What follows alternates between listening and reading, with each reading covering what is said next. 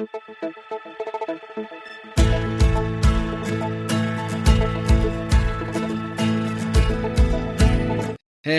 there, it's so good to see you, even though I can't see you. Today is the Persevering Podcast Through the Bible, and it's the last Friday of the month, and I'm excited to go through this new journey with you, where we're going to go from Moses all the way to John the Baptist, and we're going to look at an overview of how God used these characters to persevere.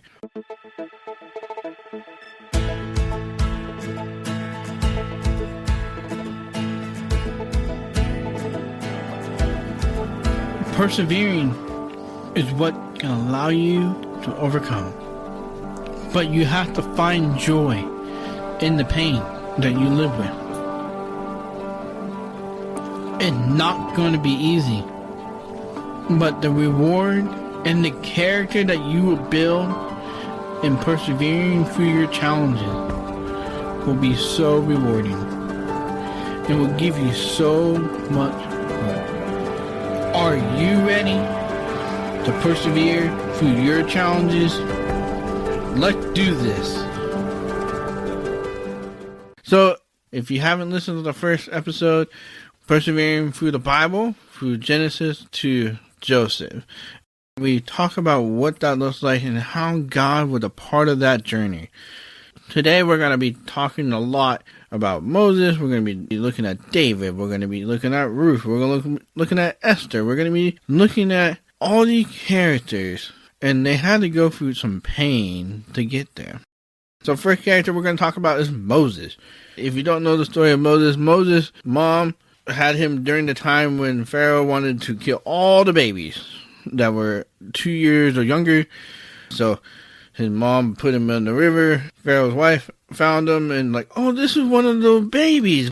So she picked him up and gave him life. Well, as this time is going by, the Israelites punish and discipline their slaves now to the Egyptians because the generation is like the third generation past Joseph. So the memories of that time is not there. So they don't respect that, and God kept blessing them because they were the lineage of Abraham. Abraham was going to be blessed. Moses goes to kill somebody, and he takes off and then gets married and has 2 kids, and God comes up to a burning bush and says, "Moses, I need you to free my people from Egypt." And he's like, "How can I do such a thing?" And God said, "Now I will provide your brother Aaron to help you do that." So they go to Pharaoh and say, "Let my people go." And they do that 12 times, and they were able to let the people go. And God has anointed him to lead his people. And so this is where I want to stop here. You're going to hate me for this, and I'm not going to finish the story. God has called me to do this podcast, but I know I need to do it because God will bless me. There's support behind me to make sure I'm successful. And that's exactly what God does here for Moses. Provides Aaron, and Aaron was able to provide that support that Moses needed so that he could be successful. Let me ask you this question. Are you allowing something you're struggling with today to stop you from doing something God is calling you to do, and which is not allowing you to persevere?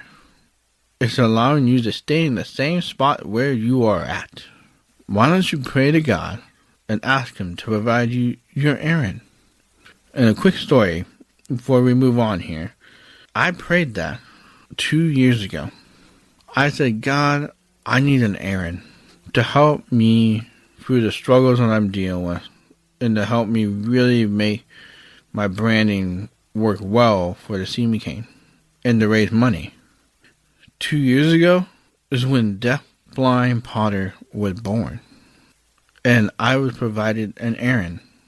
The funny part is, the father of this family, his name is Aaron. Natalie and Michaela Harding, they became my Aaron. Because I prayed, God, I can't do this anymore. And he provided a way. for me to continue to go forward. So, you need to keep your eyes open, because it might not be the person that you ever thought. But it was a blessing for them, and it was a blessing for me during that season. So Moses leads them all the way into the promised land. They would go through the wilderness for 40 years. So they cross over the river. And I tell you, the thought that you're going to march around a wall and blow trumpets, that alone takes faith. Takes faith you're following God's plan and He's going to give you the land. And then they take over the land. And something to really think about Joshua. There were a lot of people against him. So let me ask you this question.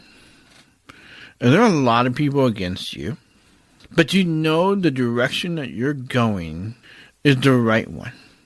Because there are a lot of times when you persevere with joy with Christ, there are a lot of people around you that say, no, that's not a good idea. But you know in your heart, persevering through the direction that you're going through at that moment is super, super important. Are there people in your life that are telling you, don't keep going forward in this direction?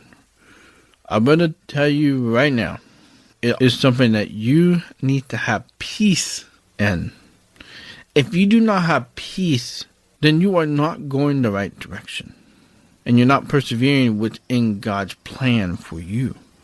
It's one thing to persevere in your own mind and your own ideas, but if you're uneasy at any point, it makes it a lot easier to go to the easier way, where you don't have to feel the emotions. But sometimes the hard and the painful journey that you need to go through is going to be the biggest reward you have. And with Joshua, he got that. Just read this whole section of the Bible. It's very fascinating. It's a great read. But because of the rules that were provided and the instructions and people having their opinions, sin is here. And we can't get away from it. So let's talk about Ruth. One of my favorites. She gets married to an Israelite, but her husband dies, her brother-in-law dies, and her father-in-law dies. So it lists all three girls in a foreign country. And next thing you know, they're coming back. And Ruth's mom's like, hey, I can't take care of you. And so she says, just go. I'll be a widow. And Ruth was like, Naomi, I don't want to leave you. So they go back to Israel. And Naomi's like, I can't provide you for you, but go and pick up the fallen wheat because it's harvest season. So she goes out to the field, does that, and finds favor by the landowner, Boaz, and she comes back the next day. Naomi goes, now this night I want you to go and sleep at his feet. So she does that. Boaz, like, yeah, I'll marry you, but I gotta get permission. Once they get permission, he was able to marry her. I want to encourage you with this story. There are times when we lose a loved one and we don't feel like we can keep going. I mean, Naomi was in that situation. But Ruth, she knew God wasn't going to let them go. And next thing you know, she's marrying a very wealthy man, and it can provide for her and her mother-in-law.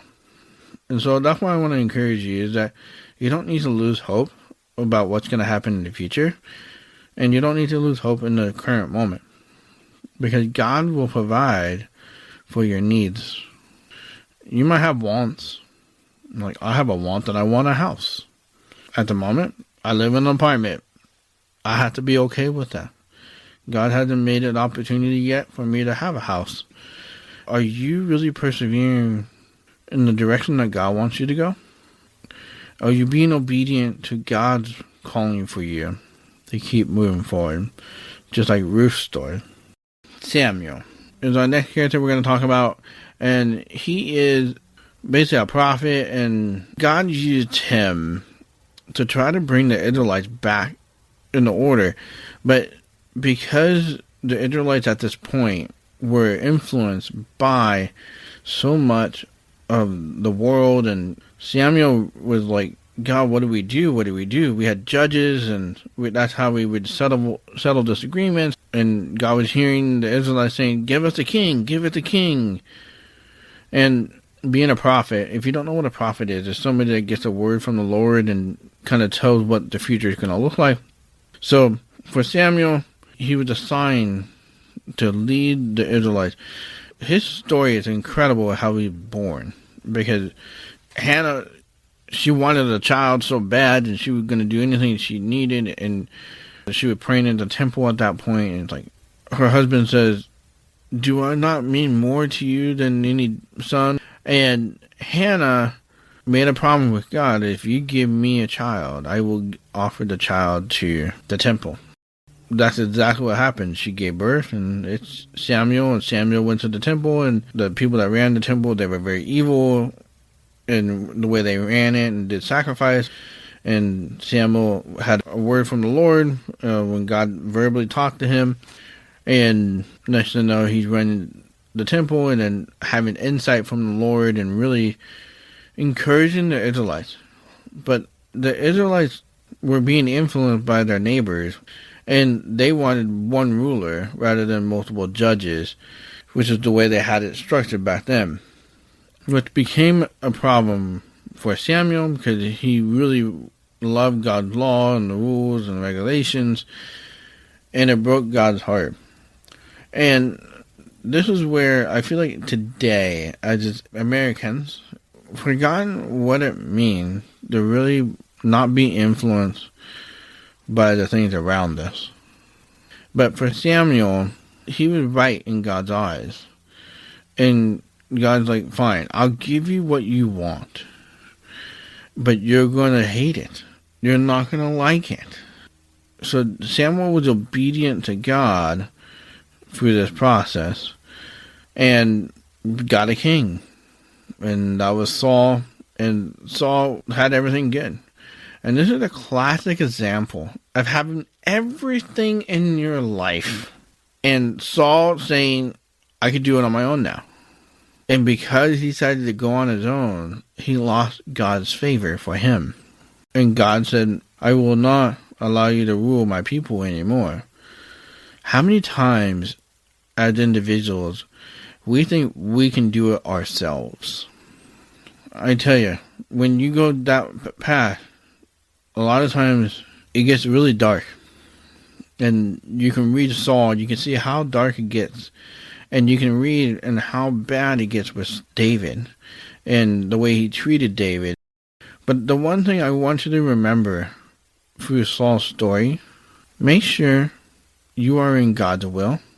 Don't think you can do it on your own, because persevering through a challenge doesn't mean you do it by yourself. You can't. You need a team around you, and you need support. And you need to have peace through the process. So when you persevere, you're going to persevere with joy. How do you get joy? That is by having peace in your heart. And as you work through that, you will then build a character that has hope. Through this process, Samuel anoints a new king over Israel, and that is David. And what's incredible about David's story, God also gave him the strength to persevere. He had to face the giant, Goliath. But he did not have a fear that God was not going to be there for him. God was there. He got the stone, killed the giant. But David then was scared of Saul, ran into the cave, worried for his life. And then he becomes king, sleeps with a woman. She gets pregnant, kills her husband because he was scared for his sin and not willing to face it. He gets kicked out of his own house by his own son.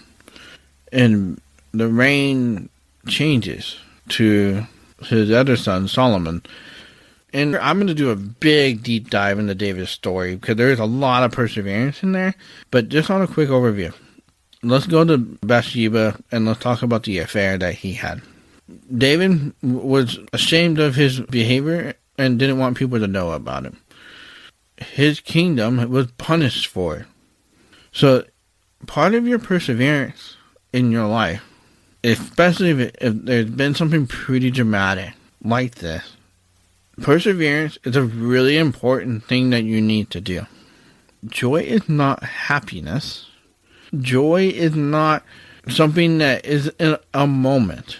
Joy is a lifetime of being at peace of who you are.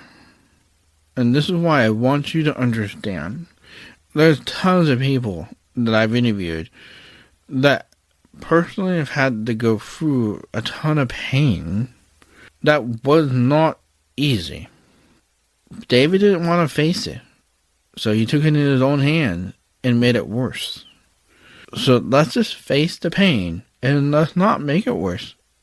Now let's go to his son, Solomon.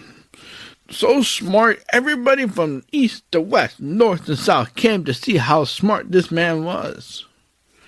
But his greatest fall, when he started marrying non-Israelites, and they brought their own religions and drove Solomon out. And God made a promise to David that he would not be the one to face the judgment. It would be his kids and generation of kids.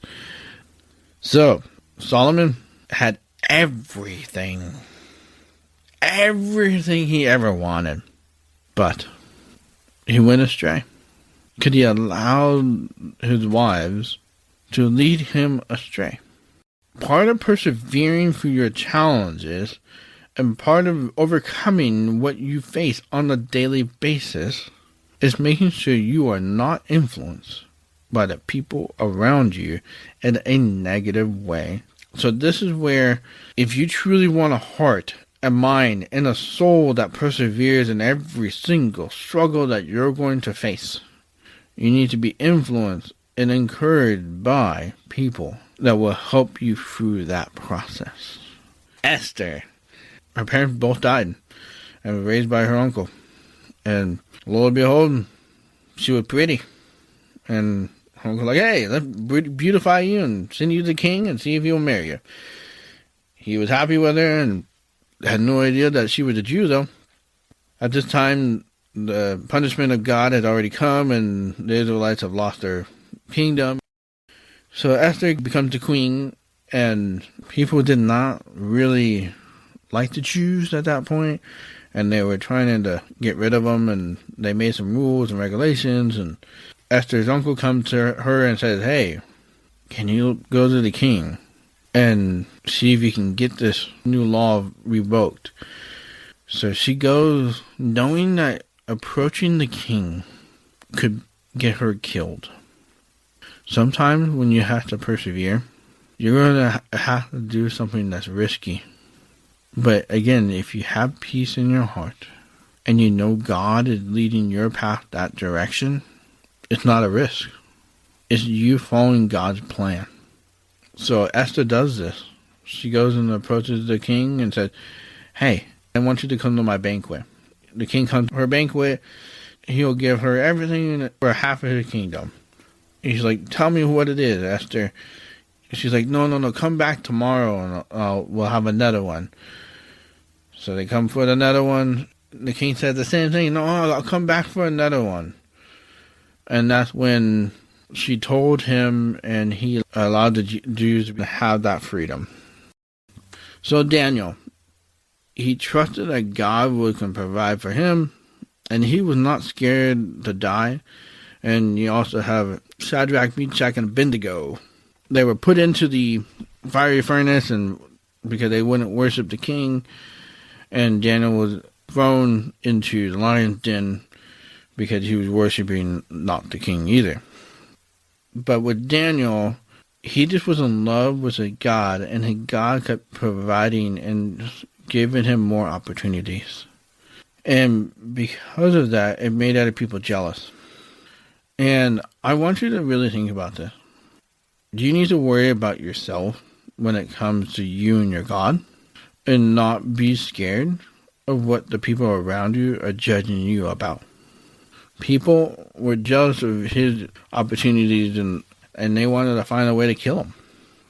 When God has his hand on your life, he will take you home when it's your time.